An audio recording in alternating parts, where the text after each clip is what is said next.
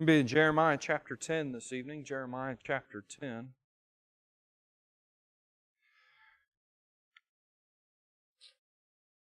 From the perspective of Jeremiah in this chapter, the focus of the first half of the chapter is Jeremiah is really kind of comparing the false idols and the Lord. We see in the first few verses that his focus is really just in the inadequacy of idols. And I say inadequacy. Now I can't say the word. The shortcomings of the idols, as if there's something that they can accomplish, but there's nothing that they can do to begin with. They don't have anything that they can do. So really, everything is a shortcoming with these idols. And then continuing to make the comparison, Jeremiah at the Lord and the great everlasting strength and the everlasting power of the Lord. And everything that He is able to accomplish, everything that He has done, the things that He has power over, the strength that He has. In showing that really, by comparison, there is no other. There's none other that comes close to the Lord.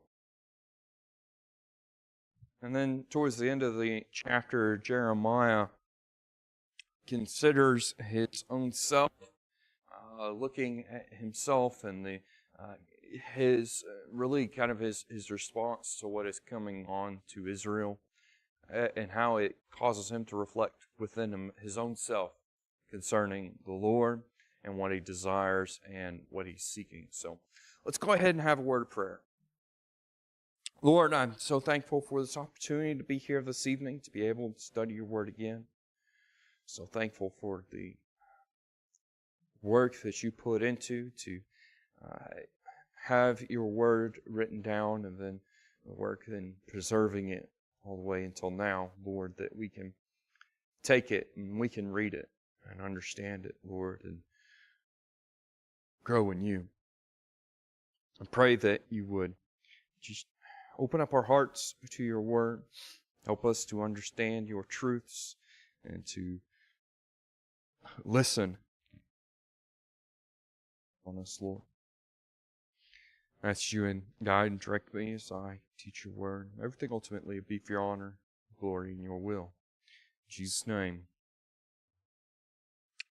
As we begin here, Jeremiah is reflecting on idols. And the first thing that he points out here for us is that idols begin with people. At their beginning starts with people taking action. But the first thing that I want us to notice here is in verse 1, he says, "Hear ye the word which the Lord speaketh unto you, O house of Israel. Thus saith the Lord, learn not the way of the heathen, and be not dismayed at the signs of heaven, for the heathen are dismayed at them." So he begins and he is talking to them, and it's almost as if he is really kind of referring back to what the Lord has told them since the very beginning, which is to be a different people, to not be like all the heathen that are round about. That whenever they came into the promised land, the Lord told them, hey, purge all other people, all other religions from your land, this land that I've given. That it wasn't he hated those people or thought Israel was better. He was trying to protect them, trying to lead them, telling them, hey, stay out of this junk. Don't let this stuff affect you. Don't walk after these things. And Jeremiah here is speaking about the Lord and His word, telling them, don't walk in the way of the heathen. Don't walk in those that are walking in the way.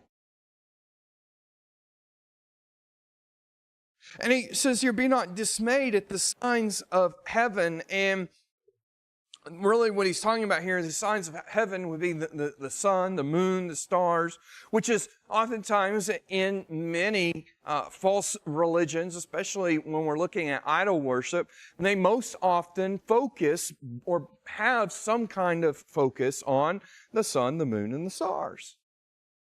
And they have a very big focus on it and are concerned with these things and look at these things as being alive entities that have some kind of effect. Now, the sun, the moon, the stars, they have an effect on nature as God has designed them, but they are not sentient. They cannot make their own decisions. It's just the way that God has set it in nature. But all of these other societies, they would focus on these things. They would look to these things gods. And God says, do not be affected by these things. Do not look to these as your gods. Don't give them attributes and abilities that they do not have. Do not worship them. Because all they are is my creation.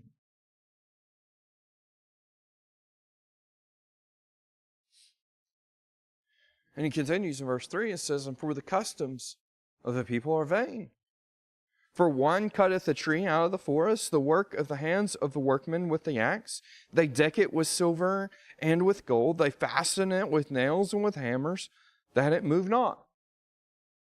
The Lord says, don't walk after the heathen. Don't do these things because they are vain. They are empty things. They are pointless endeavors. They don't accomplish anything.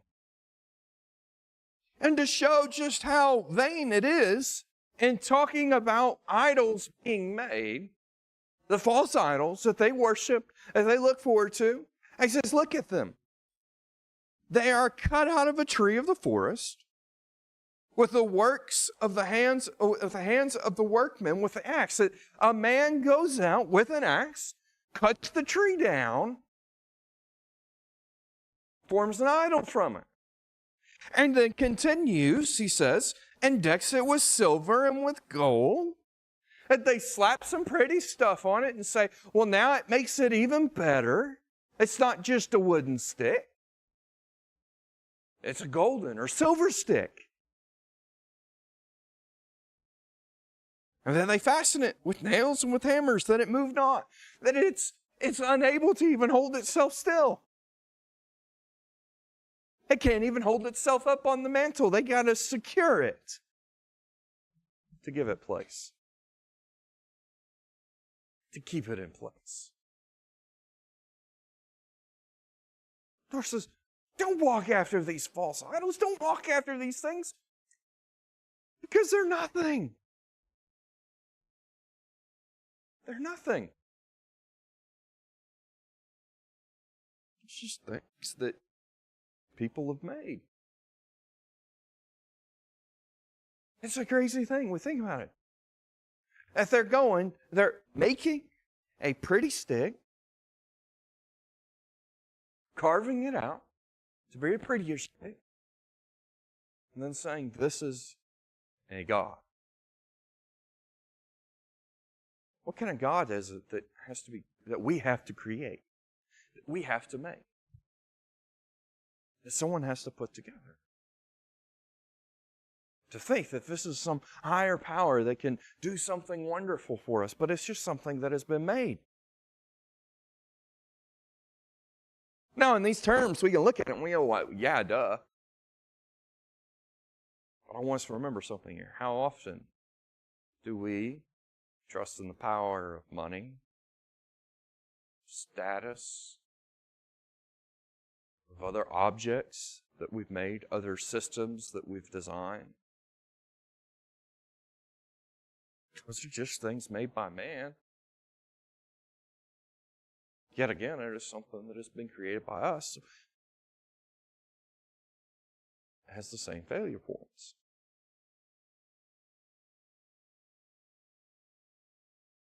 People want to trust in the government, and money, jobs, other things.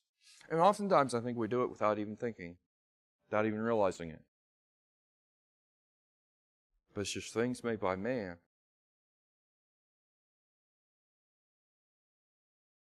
And I think it's something that everybody agrees with. Men aren't perfect. People aren't perfect. So, everything we make is going to be flawed in some way. You can't be better than us. But he continues talking about these idols that Judah was dealing with, Israel had gone after. It says in verse 5, they are upright as the palm tree, but speak not. They must needs be born because they cannot go. Be not afraid of them, for they cannot do evil, neither also is it in them to do good. Jeremiah continues looking at the craziness of this. It says they're upright as the palm tree, but speak not. What do people most often do with the idols? They place them in a high place. And what does oftentimes the high place most often represent? The most prominent, the most valued. The objects that we have great value to, we place that we want other people to see, we place it in a place where it can be seen. And so he describes them. He says they're upright as the palm tree. They're very tall, they're high, as if they have some kind of prominence. As if they have some great power, but their power is so little that he says they must needs be born because they cannot go. In order for them to move, in order for them to go somewhere, somebody has to carry them. They can't move themselves. Does it really sound like something of great power?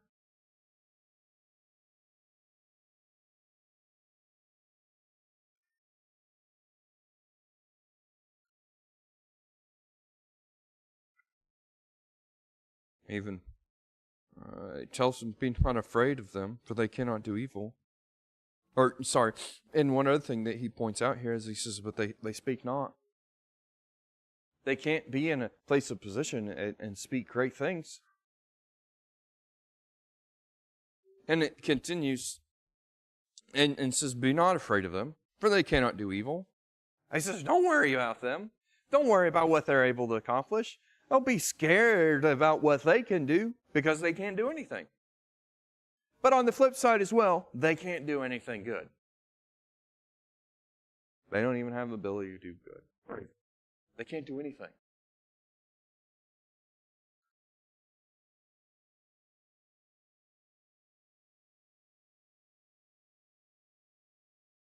Right? These idols, they would be looked at to provide help, guidance, strength, blessings, but they can't move unless somebody moves them.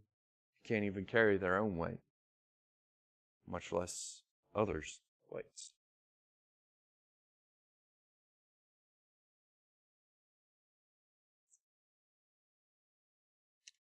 So Jeremiah changes here and goes to the Lord. It says in verse 6, for as much as there is none like thee, O Lord, thou art great, and thy name is great in might.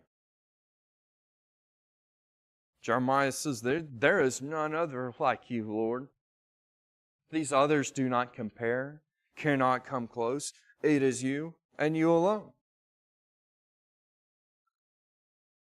And he continues in this, he says in 7, and who would not fear thee, O King of nations? For to thee doth it appertain, for as much as among all the wise men of the nations and all their kingdoms, there is none like unto thee. He continues talking about how great the Lord is and says, all should, when he says, who would not fear thee, and he continues in this, the way he talks, he's answering the question is that everybody should fear the Lord.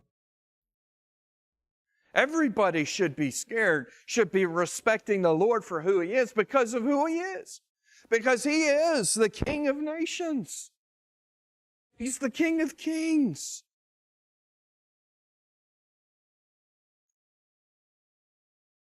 And he says, he's the King of nations.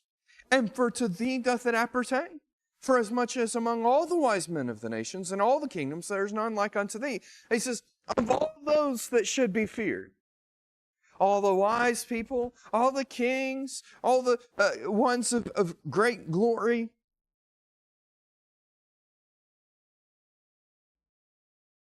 he says, there is none that is like you. You're alone the one, by comparison, that this should be said about. If we're looking at all those that we would give reverence to, that we would see as being this great, wonderful person, he says, above all else, this deserves to the Lord. Above all else, you deserve to be revered. You deserve to be feared.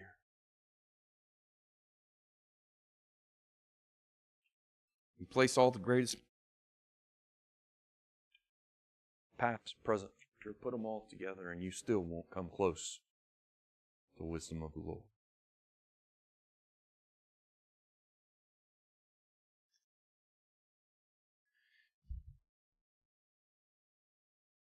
Instead of being for the Lord, fearing Him, respecting Him, following Him, look at this verse 8. It says, but they are altogether brutish and foolish. The stalk is the doctrine of vanities. It says instead they are against the Lord. They act in a brutish and foolish manner. Instead of fearing Him, they hate Him. They reject Him. They turn Him down. And all that they place their stock into, instead of placing it in the Lord, which actually has value, it says they instead go and place all their stock is in the doctrine of vanities. That everything that they're investing, that they have into, all that they're investing all their time into is that of nothing. Wastefulness.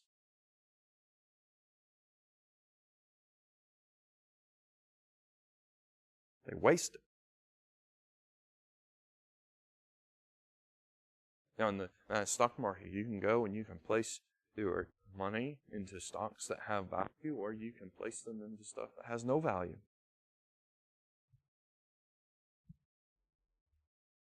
Oftentimes, there are those that stocks that look to be valuable that end up becoming nothing. Never were anything to begin with. It was all fake.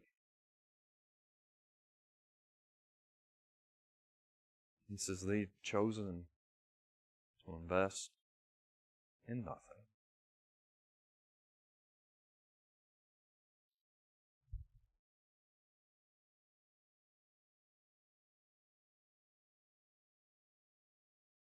And notice this, verse 9. It says, silver spread into plates is brought from Tarshish, and gold from Upas. The work of the workmen and of the hands of the founder, blue and purple is their clothing. They are all the work of cunning men. And really what he's describing, he's talking about the silver and the gold, and then the hands, you get the plates made out of silver and gold. They look all pretty, they look all value, but really they're just, again, the work, the hand, from the products of a man working. And the hands of the founder, the one that works in the forge, the metal worker, that forges them, that molds them. The blue and the purple, which is a very valuable clothing because the dye is hard to get. So it becomes very valuable again, even then. It is just the work of very smart people. And this is something that's interesting. Really, I guess interesting, but also sad, is that we have all of these things in our world. All of these things that we can be investing in, all of these things that we can be focused on, all of these things that we can be enthralled with, that look to be really amazing, look to be very valuable, look to be very amazing, and yet it's just the work of cunning men. I bet you a lot of times there are stocks that show up all the time that end up, people think that it's a really great thing, and then or companies that people invest in, that it seems to be the really great company that has a lot of upside and is doing a lot of amazing, wonderful things, and then it comes out that it was all just a sham. Now, there was a very cunning person that fooled everybody, or fooled enough people to get rich off of it, that it looked good. It looked amazing. It looked like it was going to do amazing things. It looked like it was accomplishing good things. And it wasn't. All just a shame. It was a con.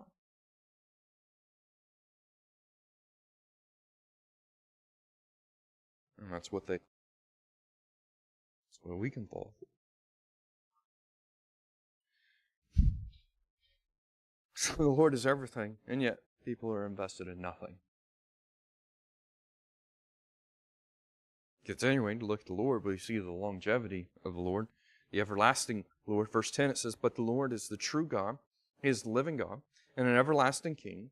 At His wrath the earth shall tremble, and the nations shall not be able to abide His indignation. Thus shall ye say unto them, the gods that have not made the heavens and the earth, even they shall perish from the earth and from under these heavens." So Jeremiah starts here and talks about the Lord. And he says that the Lord is the true God. Whether people want to admit it or not, whether people agree, He is the only true God. That is the truth. But as well, he says He is the only living God. He's the only one that's alive. Because all the others never existed. Or the focus is somebody that's dead. If you look back across other religions, if you follow them back to the beginning of their history, you always find that at the beginning of it is a man or another person.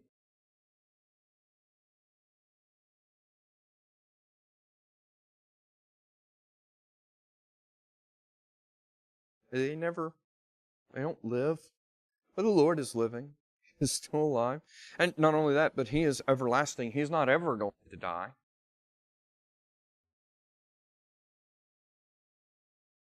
Now, I want us to think about this. Everything in this earth, everything, decays and dies at some point. There isn't anything that's on this earth that will last for all eternity. Nothing. Everything decays and dies. And eventually.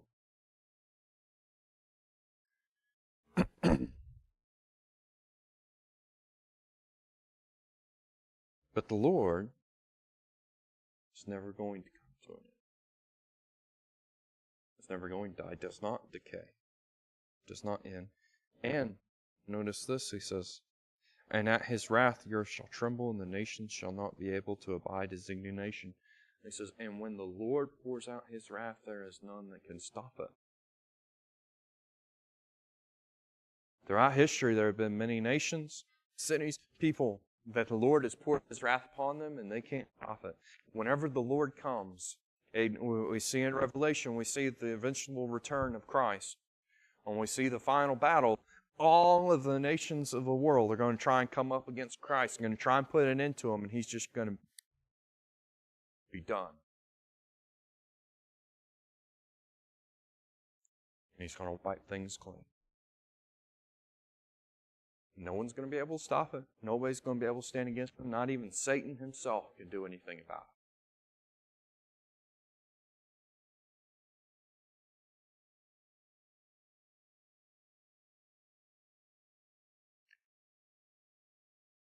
You can't stop Christ. And these other gods that they're worshiping, it says, these gods have not made the heaven and the earth. They didn't make the heaven and earth. They didn't make anything. I made them. The Lord speaking. It says, I made all of this. It says they didn't make the heaven and the earth. And even they shall perish from the earth, from under these heavens. And even they will perish, be destroyed, will come to an end.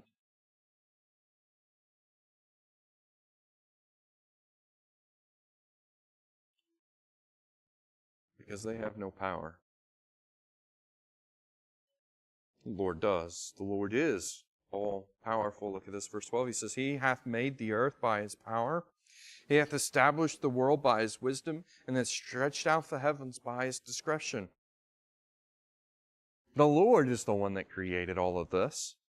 And notice here the way that this is. He says, the earth, He hath made the earth by His power.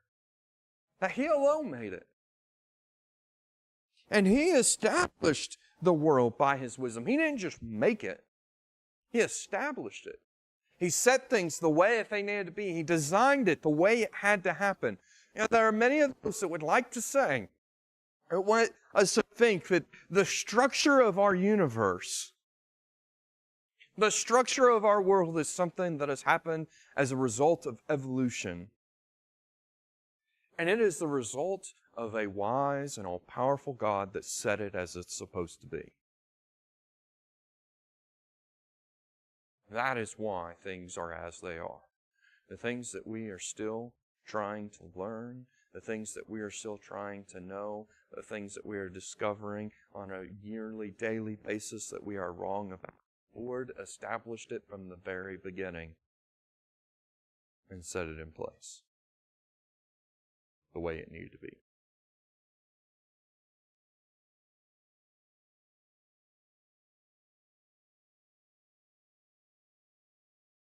Create everything, set everything. And then verse 13, notice this, and it says, And when He uttereth His voice, there is a multitude of waters in the heavens, and He causeth the vapors to ascend from the ends of the earth. He maketh lightnings with rain, and bringeth forth the wind out of His treasures. And He didn't just create everything and set everything in place. He still controls everything to this day. He still has full control over it all. He still controls exactly what happens. Nothing happens without His okay. Without Him doing so.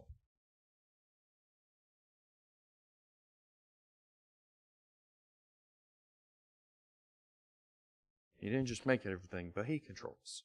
When He utters, a multitude of waters are in His control.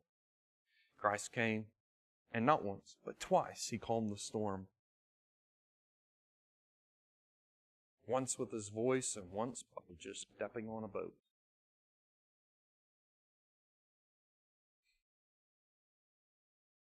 Imagine that. Jonah, the Lord sent the storm, and then immediately stopped the storm, and sent the fish to swallow him up.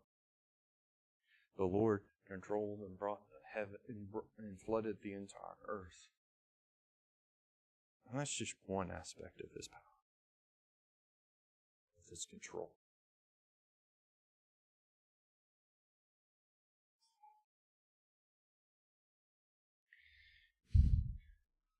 Verse 14 says, Every man is brutish in his knowledge. Every founder is confounded by the graven image for his and there is no breath in them. They are vanity, and the work of errors. In the time of their visitation they shall perish. And so Jeremiah compares man and what they are able to accomplish compared to what the Lord can accomplish. And he says that every man is brutish in his knowledge. And this word brutish, it means to kindle. And he kind of continues with this fire and talks about the founder, the one that works the forge. It really, all they are doing is just, everything they do is burning. It's of destruction. And they put in all this work, but it produces nothing. All their work is vanity and work of errors. There's inconsistencies. They're even confounded by these, that they let these things that they have created be what confuses them, what they worship, follow.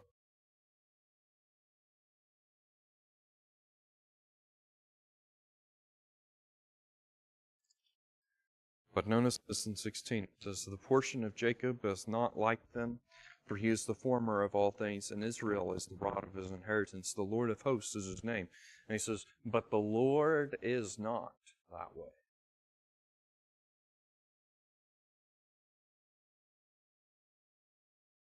The Lord is greater than all of us. You is the former of all things, because he came before all. He is what created all that is before us now, so he is not like.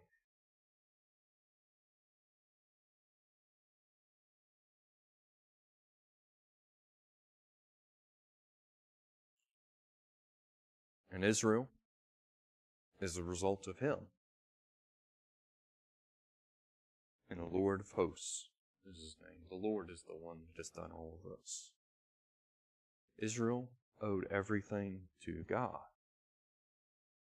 And yet they are trying to attribute it all to their own hands.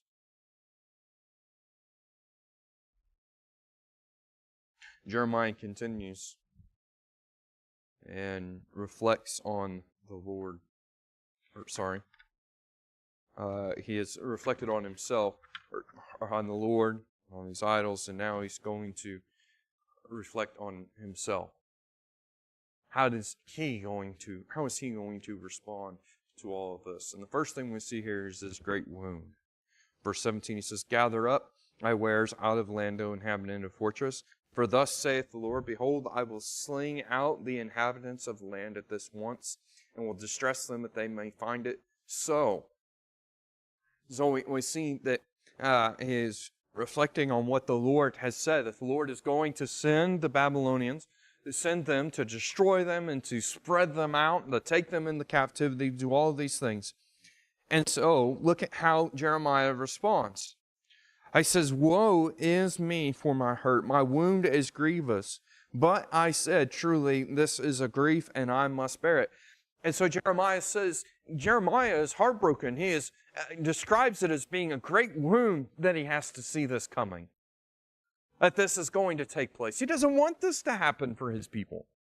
He doesn't want to have to experience it. And Jeremiah lived through all of this. Jeremiah experienced the destruction that took place on Jerusalem. He says, I don't want to have to endure this. But he says,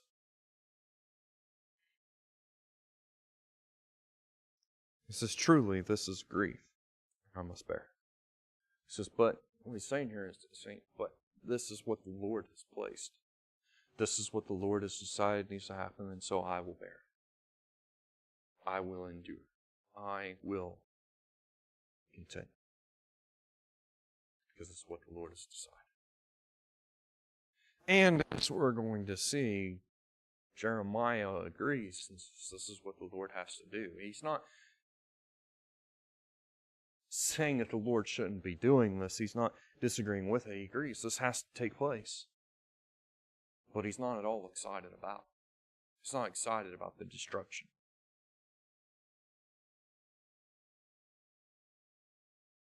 But he continues to describe in verse 20, that he says, my tabernacle is spoiled, and all my cords are broken.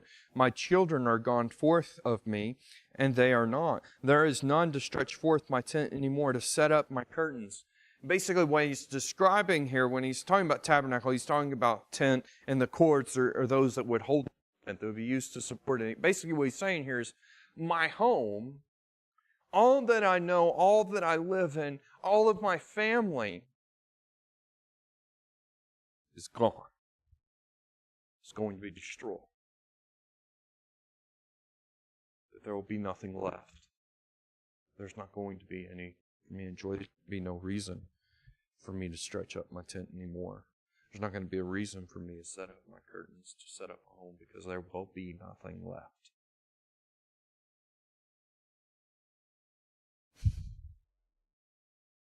And he talks about this coming commotion that's going to come. Verse 20, and he says, for the pastors are become brutish, the leaders are become brutish. Again, this kindling, they've been kindling the land.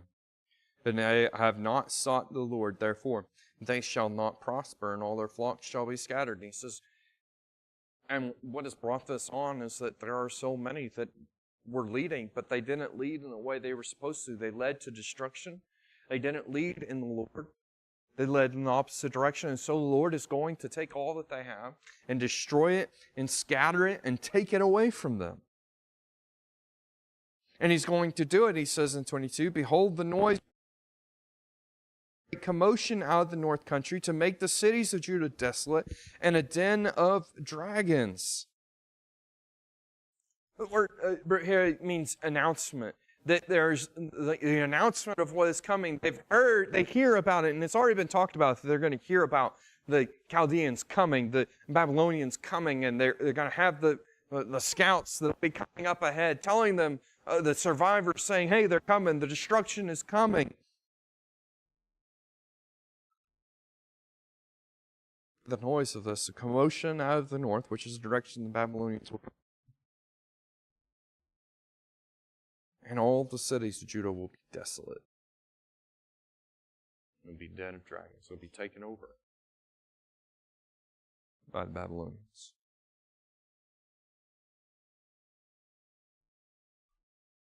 And so Jeremiah now speaks about his own condition.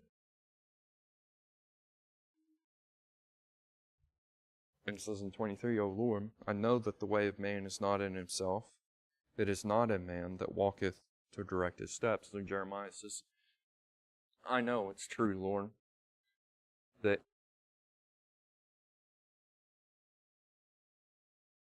people, if they're going to thrive, if they're going to prosper, they can't walk in their own ways. That if a nation or if a person is going to have things prosper in them, to do wonderful things, they can't walk in the ways of man, in the ways of the world, because it just leads to destruction. That the way of people, the thing that we are described for is not in ourselves, and it is not for us to direct our steps. And we cannot direct our steps in a positive way. What Jeremiah is acknowledging here is he's saying, I know that I need you, Lord. I know that I need you to show me the direction I need to go. And so he says in 24, O Lord, correct me, but with judgment, not in thine anger, lest thou bring me to nothing. And Jeremiah comes to the Lord and says, Lord, correct me. Tell me what direction I need to go in. Tell me what I need to do. Tell me how I need to act. Tell me what I need to fix in my own life. He says, all that I ask you to do it is to not do it in your anger, so that I don't come to nothing. He says, really what he's saying is what we would see in the New Testament is do it in your mercy and your grace. Make me to be something. Don't let me get so far that it needs to be in your anger, in your wrath. Correct me. And I want you to think about this. Jeremiah is looking around in his nation. He's looking around in his people. He's seeing the sin that is going on. He's seeing the impending destruction that is coming. And it's easy to look at all the sin that's going on, and he's talked about it. But Jeremiah's response to it is to say, Lord, what do I need to do?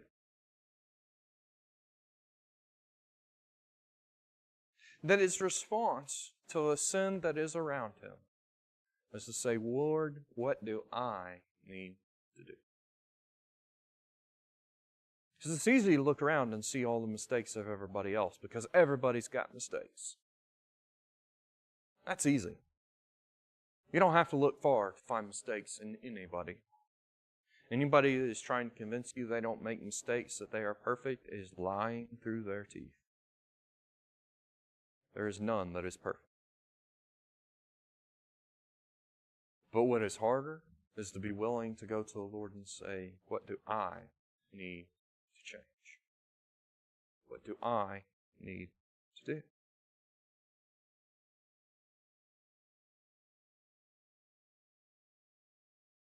We need to be making sure, as Jeremiah, that we don't become nothing as well. We don't end up falling into the wrath of God, along with all those that are around us.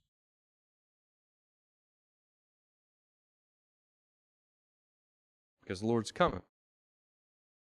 The Lord is going to pour His wrath out. And Jeremiah knows this and desires that the Lord do His will, do what needs to be done. Verse 25, he says, pour out thy upon the heathen that know thee not, and upon the families that call not upon thy name. For they have eaten up Jacob, and devoured him, and consumed him, and hath made his habitation desolate. Jeremiah, at the same time, even though he is recognizing himself, he still recognizes the condition that Judah is in, and recognizes that the Lord needs to purge it, to clean it, to redeem it. And so he tells the Lord, do what you need to do.